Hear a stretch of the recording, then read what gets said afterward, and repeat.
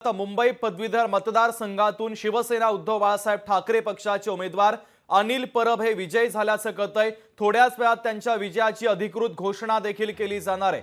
तर अनिल परब महाविकास आघाडीचे मुंबई पदवीधरचे उमेदवार आहे आणि आता विजयी झाल्याची बातमी समोर आलेली। आताची सगळ्यात महत्त्वाची आणि मोठी ब्रेकिंग न्यूज आपण पाहतोय। मुंबई पदवीधर मतदारसंघाचे ते उमेदवार होते अनिल परब आता विजयी झालेले आहेत। तर थोड्याच वेळात त्यांच्या विजयाच्या संदर्भातली अधिकृत घोषणा केली जाईल। अनिल परब हे महाविकास आघाडीचे मुंबई पदवीधरचे उमेदवार होते।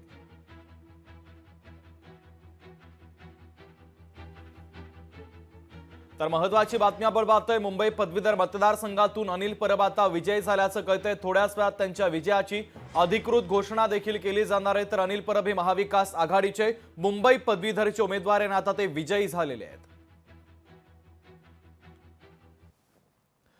शुभम कोळी आपले प्रतिनिधी आपल्याशी जोडले जात आहेत। त्यांच्याकडनं बातमीच्या संदर्भातले अधिकचे अपडेट घेऊयात। शुभम, मुंबई पदवीधर मतदारसंघामधून शिवसेना उद्धव बाळासाहेब ठाकरे पक्ष अर्थातच महाविकास आघाडीचे अधिकृत उमेदवार अनिल परब आता विजयी झाल्याचं कळतंय। त्यांच्या समर्थकांनी आता जल्लोषाला देखील सुरुवात केलेली आहे।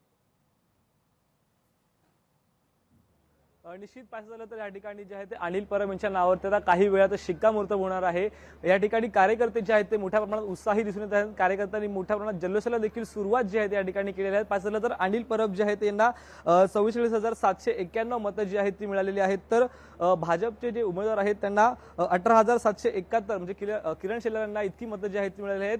पाहायचं झालं तर मोठ्या प्रमाणात अनिल परब जे आहे ते सुरुवातीपासूनच आघाडीवरती होते आणि शेवटच्या टप्प्यापर्यंत जे आहे ते अनिल परब यांना मोठ्या प्रमाणात आघाडी देखील मिळाली होती। आता काही वेळातच अधिकृत घोषणा जी आहे ती या ठिकाणी होणार आहे। अनिल परब यांच्या नावावरती जो आहे तो मुंबई मतदारसंघातून जो आहे तो शिक्कामोर्तब काही वेळातच होणार आहे। कार्यकर्त्यांचा उत्साह देखील या ठिकाणी मोठ्या प्रमाणात दिसून येतोय। तर वरुण सरदेसाई देखील या ठिकाणी जे आहेत ते पोहोचलेले आहेत। ते देखील या जल्लोषामध्ये जे आहेत उत्साहामध्ये जे आहेत ते सामील झाले आहेत। मोठ्या प्रमाणामध्ये कार्यकर्त्यांनी गुलाल असेल उधळत जो आहे तो फटाके फोडत ढोल तसे वाजवत या ठिकाणी जल्लोष एकंदरीत साजरा जो आहे तो केला। तर काही वेळातच अनिल परब जे आहे ते देखील या ठिकाणी येण्याची शक्यता जी आहे ती वर्तवली जात आहे।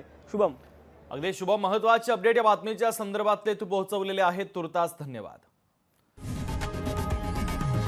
लोकशाही मराठी ऐका, पहा, जागरूक रहा।